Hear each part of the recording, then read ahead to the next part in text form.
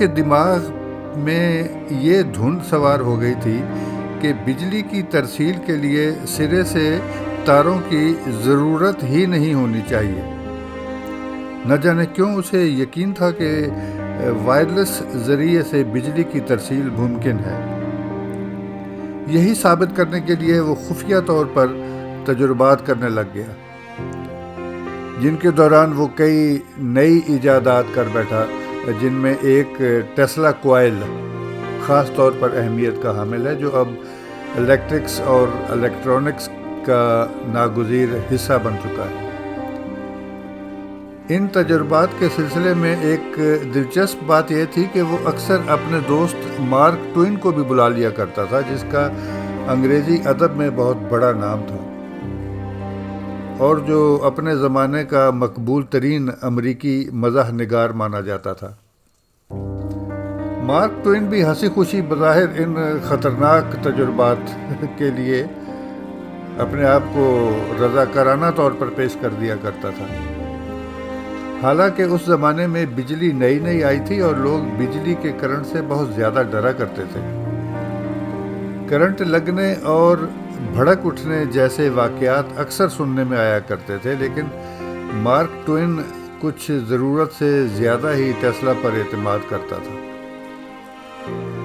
1896 میں ٹیسلا اپنے vacuum tube کی مدد سے بوٹ پہنے پاؤں کی تصویر کھینچ چکا تھا، جو آج بھی بلغراد میں اس کے نام سے منسوب میوزیم میں موجود ہے۔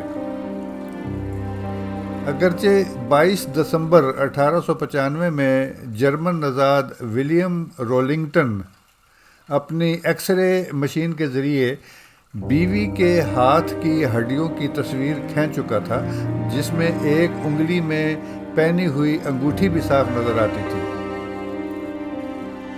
انگوٹھی والے نسوانی ہاتھ کا وہ ڈھانچہ اس وقت کی دنیا میں بہت مشہور ہوا تھا، لیکن ولیم نے اعتراف کیا تھا کہ ٹیسلا کا بوٹ پہنے پاؤں والی تصویر کی کوالٹی اس سے بہتر تھی۔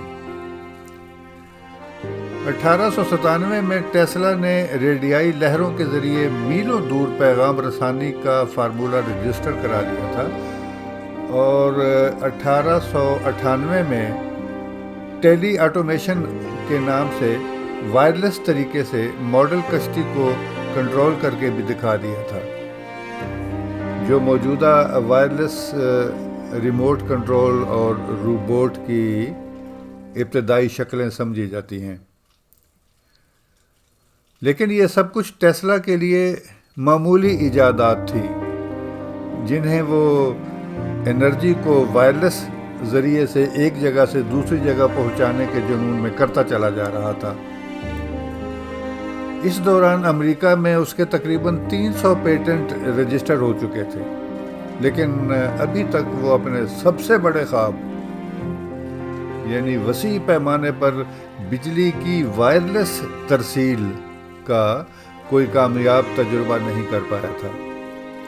اس مقصد کے لیے 1899 سے اس نے کولوراڈو میں خفیہ طور پر ایک تجربہ گاہ قائم کی اور اپنی تمام تر پونجی اس میں جھونک دی، لیکن کسی کو ہوا نہ لگنے دی کہ اس کے اصل عزائم کیا ہیں۔ ایک اخباری نمائندے نے جب اس سے استفسار کیا تو جواب میں ٹیسلا نے جھوٹ بولا کہ وہ یہاں سے پیرس تک ریڈیائی سگنل بھیجنے کے لیے تجربات کرے گا، جبکہ وہ دنیا کا سب سے بڑا ٹیسلا کوائل بجلی کو وائرلیس طریقے سے دور کسی فاصلے تک پہنچانے کے لیے 140 فٹ اونچا ٹاور نما اینٹینا بھی اس نے بنا رکھا تھا۔ یہ تجربہ گاہ کیا تھی؟ مصنوعی آسمانی بجلی پیدا کرنے والی ایک دیو ہیکل مشین تھی۔ ایک روز اس کے اسسٹنٹ نے اس مشین کا سوئچ آن کیا تو 140 فٹ اونچے اینٹینا سے آسمانی بجلی جیسے شعلے نکل کر 100 فٹ دور تک لپکنے لگے۔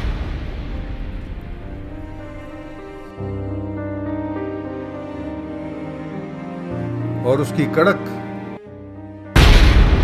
20 میل دور تک سنائی دینے لگی، اور اس کے ساتھ ہی کلوراڈا شہر کے تمام جنریٹر کسی نامعلوم وجہ سے جل کر بیکار ہو گئے۔